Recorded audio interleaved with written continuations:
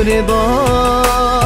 الله الله رضا الله، الله الله رضا الله، الله الله رضا الله به تحلو الحياة.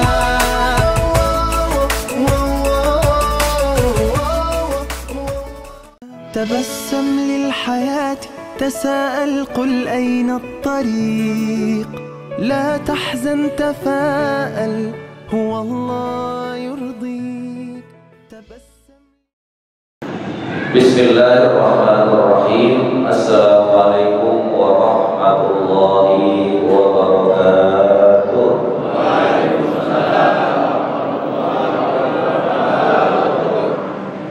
Baru Senin kemarin, baru malam Senin kemarin saya nggak hadir, Kiai Ahmad yang hadir. Ternyata pas ketemu saya ini salamnya udah lemah lagi, udah pelan lagi.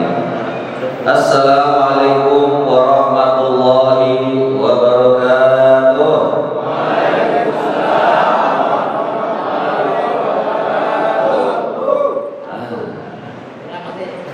Bismillahirrahmanirrahim. Assalatu wassalamu ala Rasulillah Muhammad bin Abdillah wa ala alihi wa sahbihi wa mawala, amma ba'd. Jamaah sekalian yang saya cintai, saya hormati dan saya banggakan, doa saya mudah-mudahan kita semuanya yang hadir pada malam hari ini di taman surga Allah Subhanahu wa Ta'ala, mudah-mudahan kita semuanya selalu ada di dalam lindungan dan pemeliharaan Allah Subhanahu wa Ta'ala. Puja, puji dan syukur kita panjatkan kehadirat Allah Subhanahu wa Ta'ala atas berbagai macam kenikmatan yang dilimpah ruahkan kepada kita, sehingga alhamdulillah di malam ini, di malam Isnin, kembali kita sama-sama dapat hadir duduk dan bersilaturahmi di majelis taklim kita ini.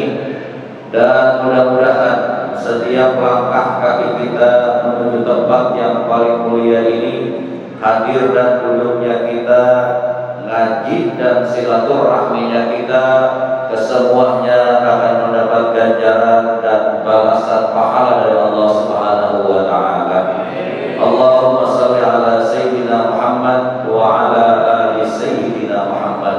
Salawat dan salam kita sampaikan, kita hadiahkan kepada junjungan kita Nabi besar Muhammad sallallahu alaihi wasallam.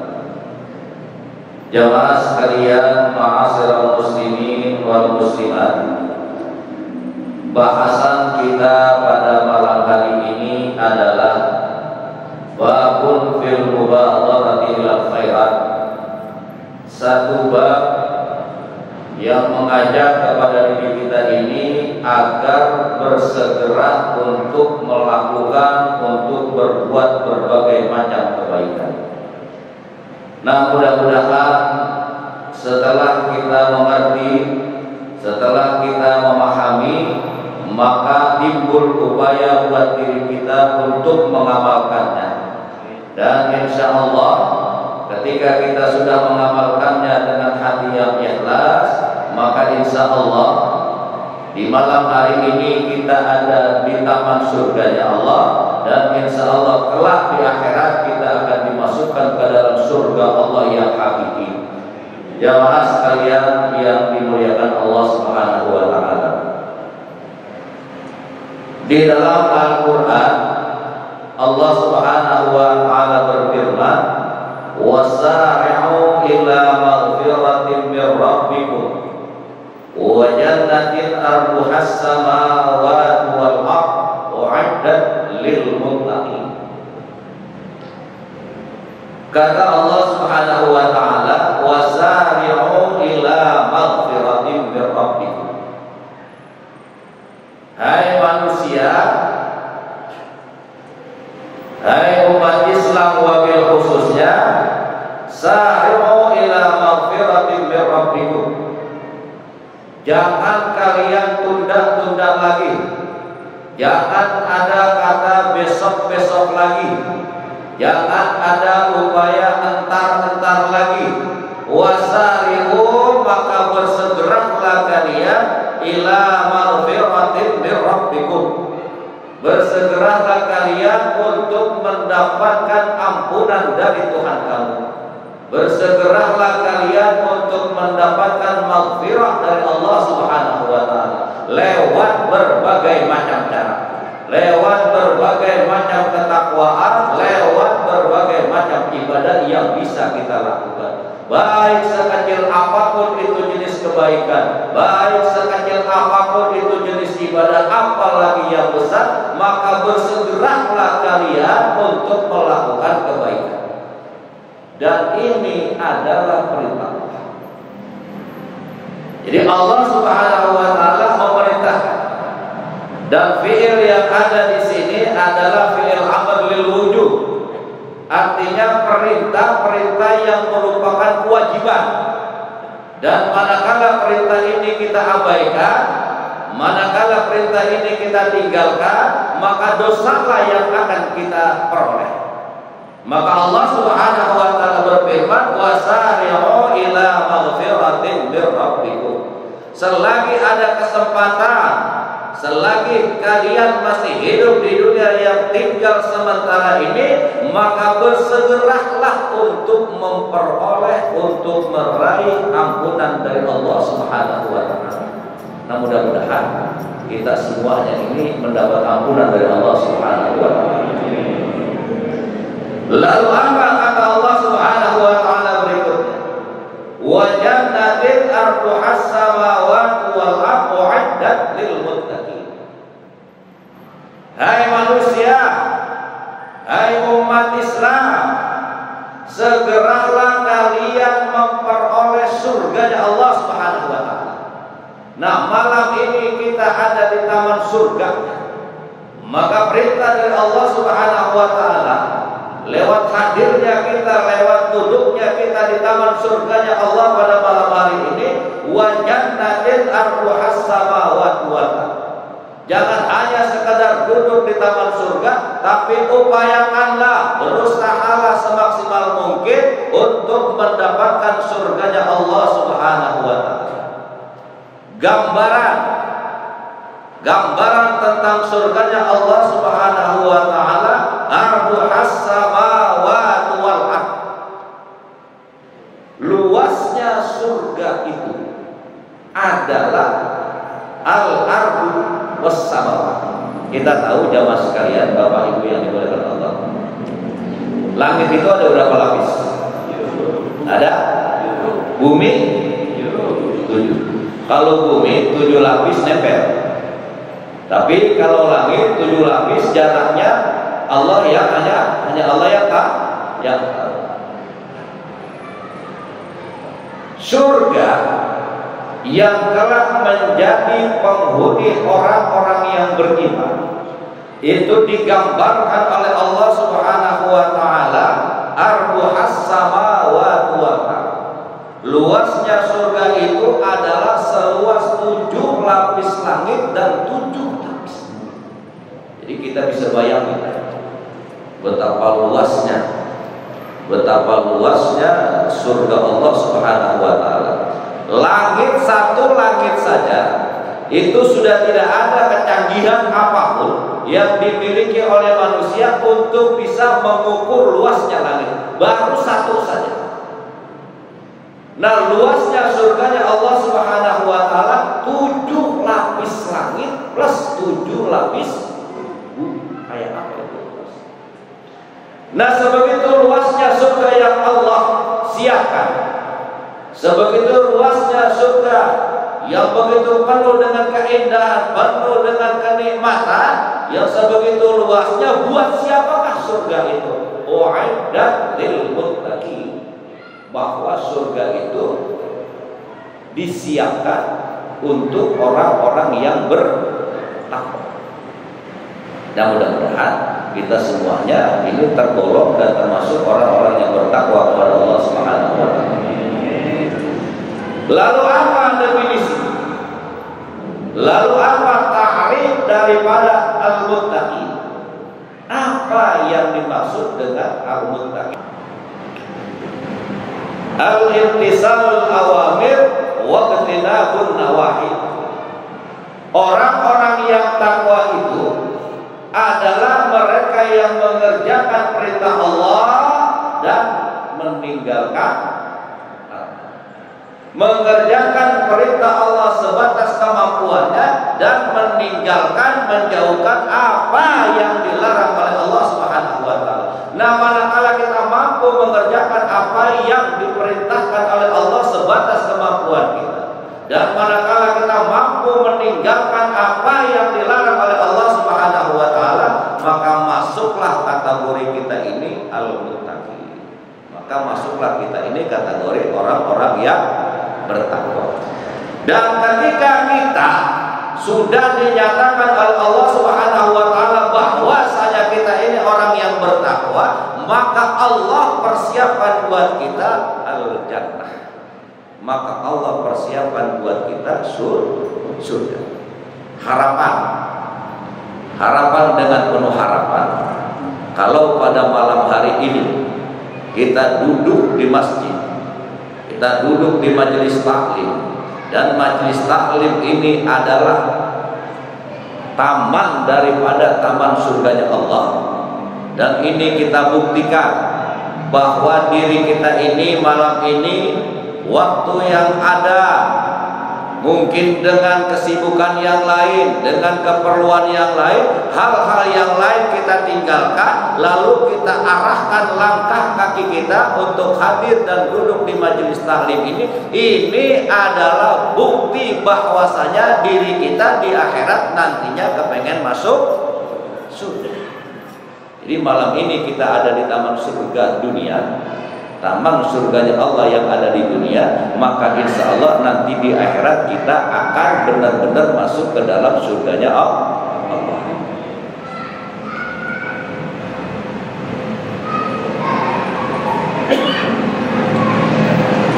Ada satu riwayat, satu hadis yang diriwayatkan dari Abu Hurairah radhiyallahu taala anhu anna Rasulullah sallallahu alaihi wasallam qala, bahwasanya baginda Rasul sallallahu alaihi wasallam bersabda, badiru bil a'malis salihah. Kata Nabi kita Muhammad sallallahu alaihi wasallam, bersegeralah kalian, cepat-cepatlah kalian bil a'malis salihah, untuk melakukan amalan-amalan yang saleh, untuk melakukan berbagai macam jenis ibadah, untuk melakukan berbagai macam jenis perbuatan baik. Ini perintah dari baginda Rasul sallallahu alaihi wasallam buat kita semuanya. Kita dianjurkan, kita diperintahkan dengan ucapan badiru bil a'malis salihah. Hai kita umat Islam, bersegeralah untuk melakukan perbuatan-perbuatan yang saleh, perbuatan-perbuatan yang benar. Pertanyaannya, kenapa baginda Rasul sallallahu alaihi wasallam memerintahkan kepada kita untuk menyegerakan diri, untuk cepat-cepat melakukan amalan-amalan yang saleh? Kata baginda Rasul sallallahu alaihi wasallam, fasatakunu fitanun kaqatil lailil muzlim yusbihur rajulu mu'minan wa yumsi kafiran wa yumsi mu'minan wa yusbihu kafiran yabi'u dinahu bi'aradin minad dunya. Rawahul Muslim. Baginda Rasul sallallahu alaihi wasallam memerintahkan kepada kita, mumpung masih ada kesempatan, mumpung kita ini masih hidup di dunia, baginda Rasul menyuruh dan memerintahkan kepada kita untuk bersegera melakukan amalan-amalan yang saleh, karena satu saat nanti akan terjadi fitnah yang sangat besar. Satu saat nanti, entah hari ini, entah lusa, entah besok, entah minggu depan, bulan depan, atau mungkin tahun depan, atau barangkali hari ini sudah terjadi. Fitnah apa yang terjadi? Bahwasanya manusia akan terjadi perubahan hidup, di mana pagi hari dia menjadi orang mukmin, sorenya udah jadi orang kafir. Sebegitu cepatnya. Sorenya dia masih menjadi orang mukmin, paginya sudah berubah menjadi orang kafir. Apa yang mereka lakukan sampai mereka ini berubah? Pagi jadi orang mukmin, sore udah jadi orang kafir. Sore jadi orang mukmin, paginya sudah jadi orang kafir. Yabi'u dinahu bi'aradin minad dunya. Mereka menjual agamanya untuk tujuan kehidupan dunia. Dan ini banyak terjadi. Ma'asyiral muslimin rahimahullah. Orang kita ketika baginda Rasul sallallahu alaihi wasallam memerintahkan kepada kita untuk bersegera melakukan amalan-amalan yang soleh, karena dikhawatirkan buat diri kita ini, malam ini kita masih menjadi orang yang beriman, tidak mustahil besok pagi sudah berubah menjadi orang kafir. Pagi kita menjadi orang mukmin, tidak mustahil sorenya kita sudah berubah menjadi orang kafir. Karena terbuai dengan kehidupan dunia. Ma'asyiral muslimin, ada orang yang dari Islam kemudian dia pindah agama, namanya apa? Murtad. Dan itu dalam pandangan Islam, orang yang dari asalnya Islam dan dia pindah ke agama lain, apapun agama itu, maka dia murtad. Dan orang murtad ini adalah orang kafir. Ada lagi, dia tetap mengaku dirinya muslim, dia tetap mengaku dirinya mukmin, dan orang lain juga menganggap diri orang itu mukmin dan muslim. Tapi di mata Allah Subhanahu wa taala, sungguh mereka itu adalah sudah menjadi orang kafir. Jadi ada orang yang menjual agamanya untuk kepentingan dunia ini dengan pindah agama yang sering kita sebut dengan kata murtad. Ada juga dia tetap dalam kategori muslim menurut pandangan kita. Dia tetap dalam kategori mukmin menurut mata kita. Tapi di mata Allah dia sudah menjadi orang kafir. Siapa? Adalah mereka orang-orang Islam yang tidak mau membela agamanya sendiri, malah membela agama orang lain. Kira-kira ada nggak di dunia ini? Ada nggak? Bahkan bukan kita yang orang awam, orang yang ngerti, orang yang bisa baca Quran, orang yang hafal Quran, hafal hadis, tapi kadangkala demi jabatannya mereka ini mengaku dirinya Islam, mengaku dirinya mukmin, tapi mereka bukan membela agamanya, malah membela agama siapa? Ini. Dalam pandangan mata kita, dia tetap orang Islam, dia tetap orang mukmin, tapi di pandangan Allah Subhanahu wa taala bisa jadi orang ini orang apa? Nah, buat kita semua.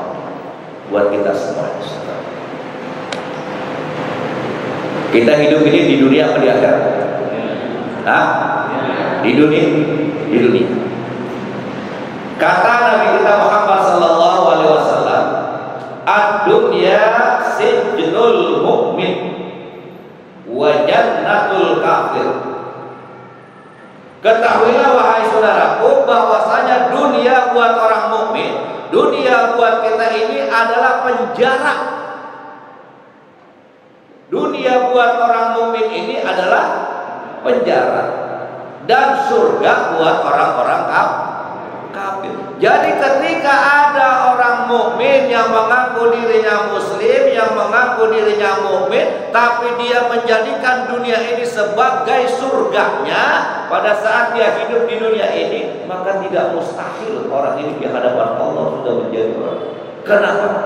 dia telah menjual agamanya demi keuntungan dunia. Makanya saudaraku, kalaulah kita hidup di dunia ini ada kekurangan atau serba kekurangan, maka memang dunia ini penjara buat kita. Penjara buat kita.